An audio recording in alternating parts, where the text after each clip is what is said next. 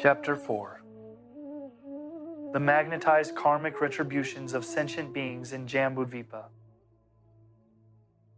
At that time, Ksitigarbha Bodhisattva Mahasattva said to the Buddha, O Bhagavat, I have been empowered by the miraculous powers of all the Buddhas, Tathagatas.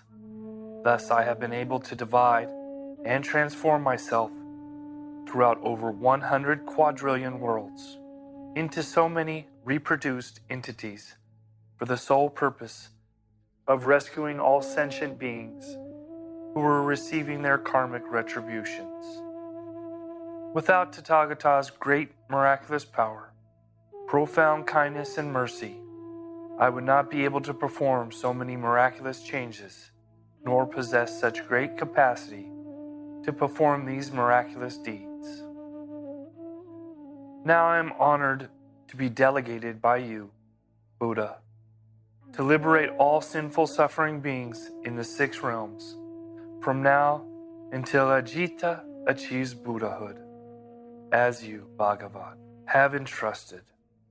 I will carry out the task faithfully. Please do not worry. Then the Buddha said to Ksitigarbha Bodhisattva, before all those sentient beings gain their deliverance, the forces of evil and virtue within their minds are in a constant tug of war because they lack firm disposition and direction. If habitually they lean towards the evil direction, they will tend to attract evil conditions and commit evil karmic deeds. If they habitually lean towards the virtuous direction, they will attract virtuous deeds and obtain innumerable virtuous consequences. Nevertheless, all sentient beings are at all times influenced by their environments and are being drawn by the collective karma fields to do beneficial or harmful deeds. Therefore, all sentient beings are continuously reincarnating among the 5 paths without a moment of rest. After numerous kappas, as many as all the dust particles added together have passed, their minds remain confused with obstinate barriers. The situation is very much like a fish caught by fishnets. In a long river or stream, the fish might seem to have ample space to swim freely. But the truth is, once the fish strives and succeeds to free itself from one net, it soon becomes trapped in another net. The escape is only momentary. These kinds of sentient beings are my great concern. However, since you are going to fulfill the profound vows that you have asserted over numerous kappas, and will surely and extensively rescue those sinful suffering beings, I need not worry. As these discussions were made among the assembly, there was a Bodhisattva Mahasattva named Samadhi Self-at-Ease King, who asked the Buddha, Bhagavat, what kind of vows has Ksitigarbha Bodhisattva made in those numerous kappas, so that he receives your repeated and immense praise and acclamation? Please, Bhagavat, give us a brief description. Then Bhagavat said to Samadhi Self-at-Ease King, Bodhisattva Mahasattva, listen attentively, listen clearly, and contemplate further the profound meanings of the vows that I am about to explain for you one by one. One time, infinite Asamakyeya Nayuda and unspeakable numbers of kappas ago, a Buddha appeared in the world bearing the name All Wisdom Accomplished Tathagata. He possessed the 10 meritorious titles: Arhat, one worthy of offerings and who reciprocates accordingly; Samyak Sambuddha, one who is enlightened completely and universally with correct view and cognition; Vidya Karana Sampana, one who realizes and illuminates all the paths that all sentient beings walk on. He knows exactly and completely the cause, condition, consequence, response of every sentient being's thought, speech, and action. Sugata, one who makes all sins and sufferings disappear and replaces them with blissful happiness. Lokavid, one who enlightens and resolves all entanglements and entrapments of the mundane world. Anuttara, one who embodies magnificent vigor and possesses unsuppressed ability and power. Parusha Damya Sarati, one who tames all evils and the troubled mind, and who simultaneously provides correct guidance towards bliss and emancipation. Shasta Deva Manusyanam, one who is the greatest mentor and gives guidance to all humans and celestial beings. Buddha, one who is fully enlightened being. Bhagavad, one who is the most honored and respected being of the past, present, and future. All wisdom accomplished Tathagata, from the time he made his presence in the world until he entered nirvana, had a lifespan of 60,000 kalpas. Before he left all his mundane attachments to become a monk, he was the king of a small nation. He befriended another king of a neighboring kingdom. Both of them upheld and practiced the 10 beneficial disciplines, and at the same time, they governed and promoted the 10 beneficial disciplines amongst their people for the sake of everyone's well-being. Such efforts also advanced their own merits. Nevertheless, the people of other neighboring countries practiced evil ways. The two kings held council and discussed their concern. They came up with plans to offer vast and convenient ways to rescue those sentient beings who had committed evil deeds.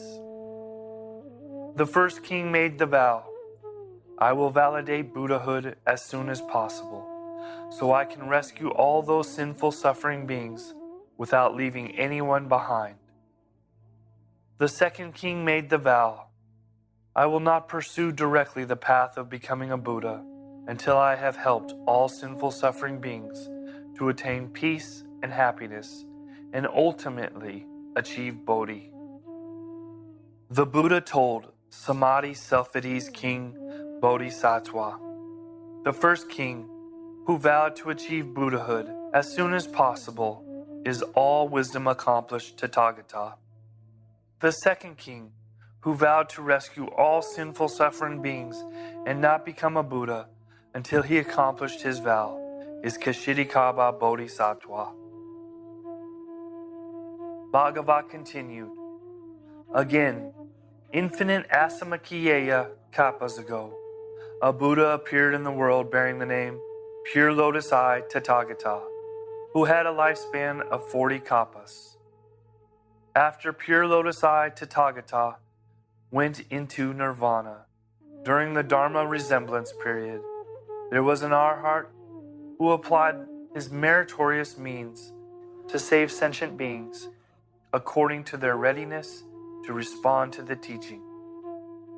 He met a woman named Bright Eyes, who made the offering of food. He asked Bright Eyes, "What is your wish?" Bright Eyes answered, "Since the day my mother passed away, I have been making monetary offerings to the 3 jewels, hoping to cultivate a vast field of merits to rescue my mother. Yet, I have no way of knowing which realm she has reincarnated into." The Arhat felt empathy and mercy for her and focused his mind with profound concentration, samadhi. He saw that the mother of Bright Eyes had fallen into an evil realm, and she was enduring great pain. He came out of his meditative state and asked Bright Eyes, "What evil deeds did your mother commit while alive? What caused her to fall into an evil realm and suffer great pain?" Bright Eyes answered, "When my mother was alive, she was fond of eating live fish and turtles, especially their roe and eggs. She indulged in eating them either fried or boiled. Therefore, the actual number of lives she took was 10 million times that of the number of lives she ate. Honorable yours, please have kindness and mercy upon me. Please tell me what I shall do to rescue her." The Arhat was touched and thought of a convenient way to assist her. He advised, "Make a sincere vow that you will chant and contemplate the name and the merits of pure lotus eye Tathagata. Also, sculpt or draw his image. Such efforts will have beneficial returns for both the deceased and the living." After hearing his advice, Bright Eye sold off her beloved possessions to have the Buddha's image painted, and she paid tributes to the image along with generous offerings. Bearing an utmost reverent mind, she gazed and paid obeisance to the Buddha with sobbing grief. Unexpectedly, at night, during her sleep, she dreamed of seeing pure lotus-eye Tathagata, whose body, as tall as Mount Sumeru, was covered in golden rays and emitted brilliant lights. He said to Bright Eyes, "Very soon, your mother will be reborn into your household. As soon as the baby can feel hunger and cold, it will be able to speak." Shortly thereafter, a servant girl in the house gave birth to a baby who began to speak before it was 3 days old. The baby bowed in tears and told Bright Eyes, with great sadness and pain, "All mundane people, regardless of who they are, must endure all the consequences of the karmic deeds that they have committed between births and deaths.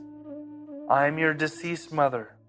Since I left you, I have stayed too long in a very dark place, and I have repeatedly fallen into large hells. Fortunately, you have been cultivating blessings by making offerings to honor the 3 jewels and the Arhat.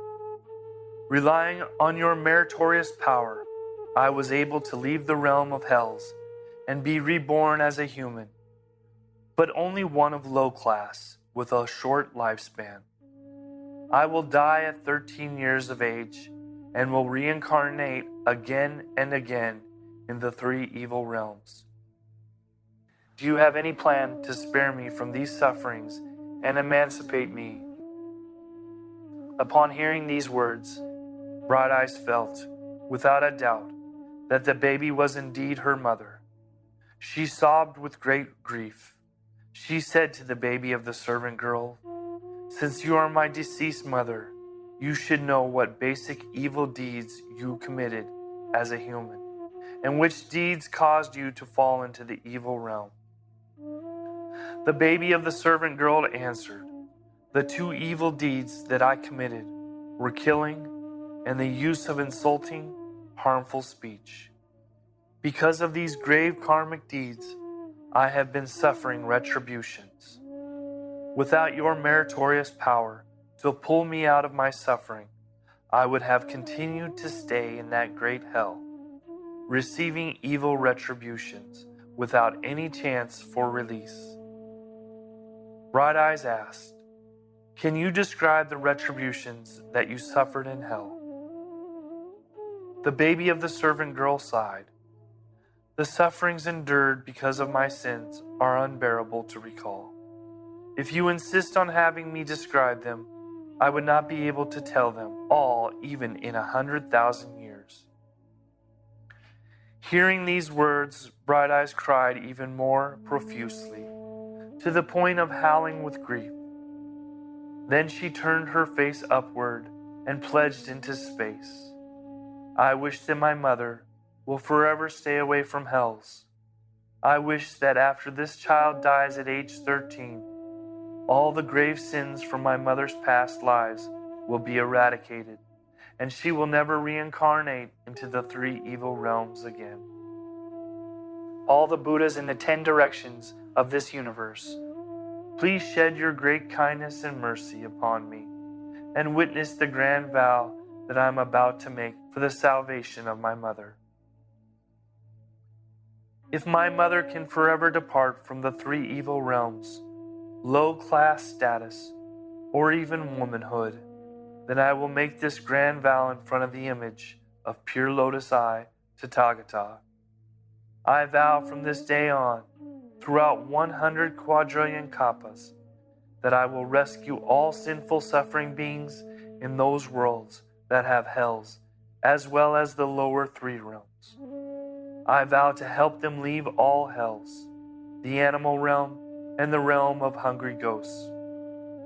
Only after those receiving retribution for their sins take reliance in the 3 jewels, cultivate the Buddha's way and become Buddhas, will I then become a Buddha. After making this profound vow, Bright Eyes heard Pure Lotus Eye Tathagata respond, Bright Eyes, you have great kindness and mercy to make such a grand vow on behalf of your mother.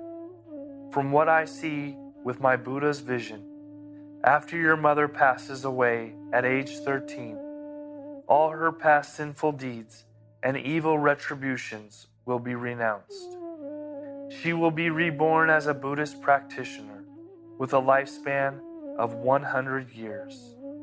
After that, she will be reborn into the worry-free world with a lifespan of infinite kalpas. Finally, she will achieve Buddhahood and rescue human and celestial beings as numerous as the sand grains in the Ganges River. The Buddha said to Samadhi self-at-ease King Bodhisattva, the Arhat who rescued Bright Eyes with his meritorious power is now inexhaustible intention Bodhisattva, and the mother of Bright Eyes is now liberation Bodhisattva. Bright Eyes is now Ksitigarbha Bodhisattva. From past infinite kalpas onward, he has applied so much kindness and mercy with as many long-lasting grand vows as there are sand grains in the Ganges River to prevalently rescue all sinful, suffering beings. The Buddha continued, in the future, if there are men and women who fail to practice beneficial deeds or only succumb to harmful ones, even disbelieve the law of cause and consequence, or practice sexual misconduct and use untruthful speech, or use alienating speech and harmful speech, or slander the Mahayana vehicle, they will certainly fall into evil realms because of such evil deeds. If they come across a true virtuous mentor who can give advice and guidance, so they can, as instantly as snapping one's finger, take homage in Ksitigarbha Bodhisattva, they can be immediately liberated from the retributions of the 3 evil realms. If these beings can further pledge their utmost reliance in Ksitigarbha Bodhisattva, pay their respect by saluting or gazing upon his image, chant his name and praise his merits, and also make offerings with incense, flowers, clothing, jewels, food and drink.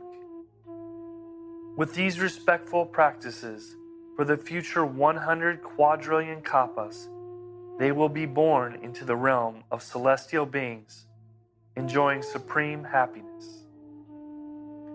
Even if their blessings as celestial beings come to an end, they can be reborn in the human realm for 100,000 kalpas, often as worldly leaders, They shall possess the wisdom to recall their past lives, the causes, conditions, origins, and consequences. O Samadhi self-at-ease King Bodhisattva, Ksitigarbha Bodhisattva has such inconceivable, enormous, powerful, miraculous strength that he can profusely and extensively benefit sentient beings. You and the rest of the Bodhisattvas should designate this sutra, extensively advocate, circulate, and teach it in the future. Samadhi self-at-ease King replied, Bhagavat, please do not worry. We, the quadrillion Bodhisattva Mahasattvas, will definitely be empowered by your great, miraculous strength to expound the sutra extensively to benefit those sentient beings in Jambudvipa. After Samadhi self-at-ease King Bodhisattva made such a vow in front of the Bhagavat, he reverently brought his palms together, made obeisance, and withdrew. Then the celestial kings of the four directions stood up reverently, brought their palms together, and addressed the Buddha. Bhagavat, from distant kalpas ago, Ksitigarbha Bodhisattva has been making such grand vows. Why has he not finished his work of saving those beings? And why does he still need to reinforce his grand vows again? Please, Bhagavat, we solely wish that you would explain this to us. The Buddha said to the four celestial kings, Very well, very well. In order to be of great benefit, I will now tell you and all beings in the human and celestial realms of the present and future, how Ksitigarbha Bodhisattva, with his immense kindness and mercy, rescues all sinful suffering beings in Jambudvipa of the Saha world, who are trapped on the revolving path of births and deaths. I will also tell of the convenient techniques that he applies. The four celestial kings replied, Yes, Bhagavat, we would be pleased to hear. The Buddha said to the four celestial kings, From distant kalpas ago until now, Ksitigarbha Bodhisattva's vows of rescuing all beings are still unfinished. He is most kind and merciful towards the sinful suffering beings of this world. Let us look into infinite future kalpas and the fact that all beings will still manufacture evil deeds and suffer karmic retributions. The situation is like a creeping vine, which will grow and branch out without end. Therefore, Ksitigarbha Bodhisattva needs to reinforce his profound vows again and again. He continues to apply 100 quadrillion convenient means to teach, guide, and transform all sinful suffering beings in Jambudvipa of the Saha world.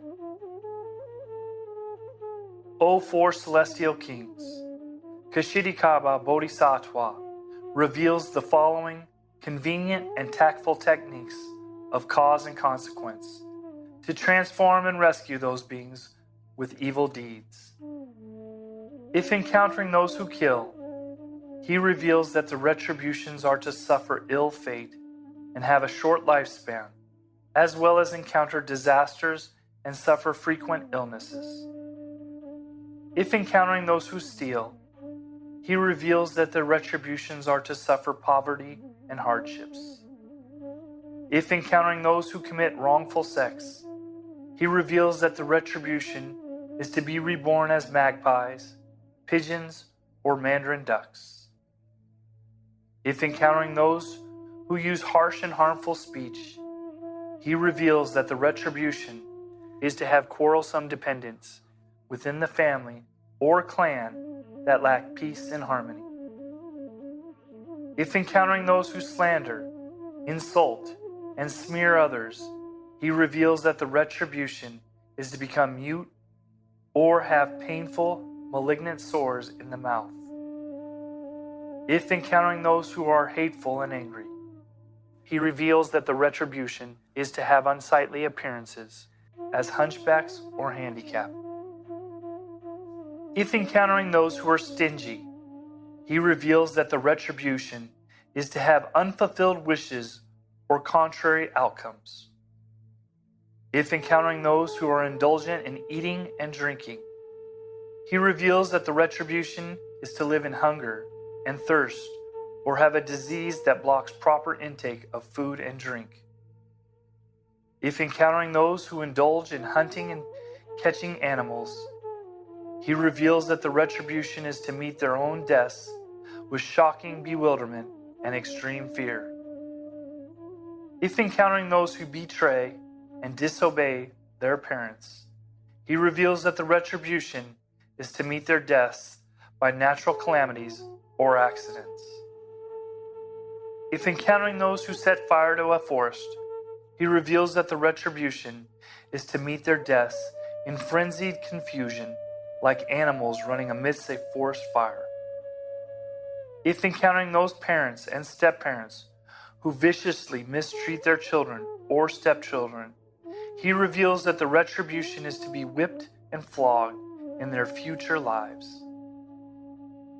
If encountering those who poach the newborn or young, he reveals that the retribution is to be painfully separated from their blood relatives.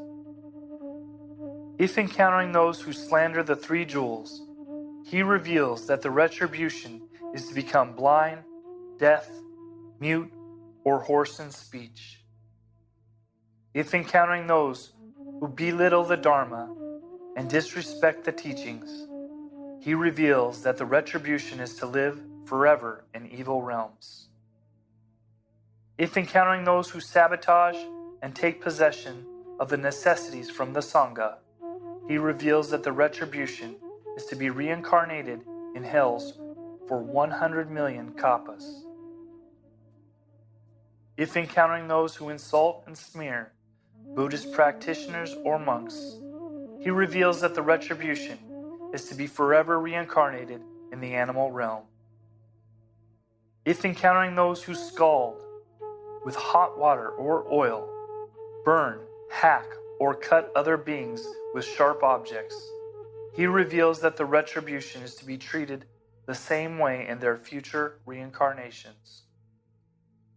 If encountering those who break the regulations of abstinence and disregard fasting rules of their own beliefs or those of others, he reveals that the retribution is to fall into the path of fowls and animals to suffer constant hunger. If encountering those who irrationally waste or destroy resources, he reveals that the retribution is that whenever they have urgent needs, either supply is unavailable or assistance not given. If encountering those who are arrogant and uphold self-importance, he reveals that the retributions are to carry out inferior duties and be despised by others frequently. If encountering those who create confusion and contention among others with alienating speech, he reveals that the retribution is to become mute or have 100 tongues. If encountering those who hold erroneous views, he reveals that the retribution is to be reincarnated in a desolate region with minimal chance to learn about the three jewels.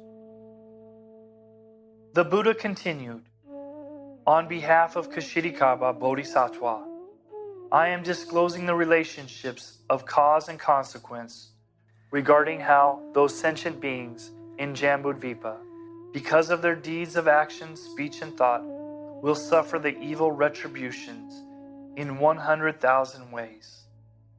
O four celestial kings, please understand, I am only giving general descriptions. Because sentient beings in Jambudvipa vary in their offenses, the retributions called for by various deeds are different, and Ksitigarbha directly applies 100,000 convenient techniques to teach and transform them. These sentient beings must receive these retributions first, and then fall into hells to receive further retributions. Even after kappas of time have elapsed, they are still unable to become liberated. Therefore, four celestial kings, your responsibility is to protect these humans and their countries. Do not let these sentient beings get further deluded and trapped by those evil deeds. After hearing the Buddha's teaching, the four celestial kings, in tears and sadness, reverently brought their palms together in front of their chest, made obeisance, and withdrew.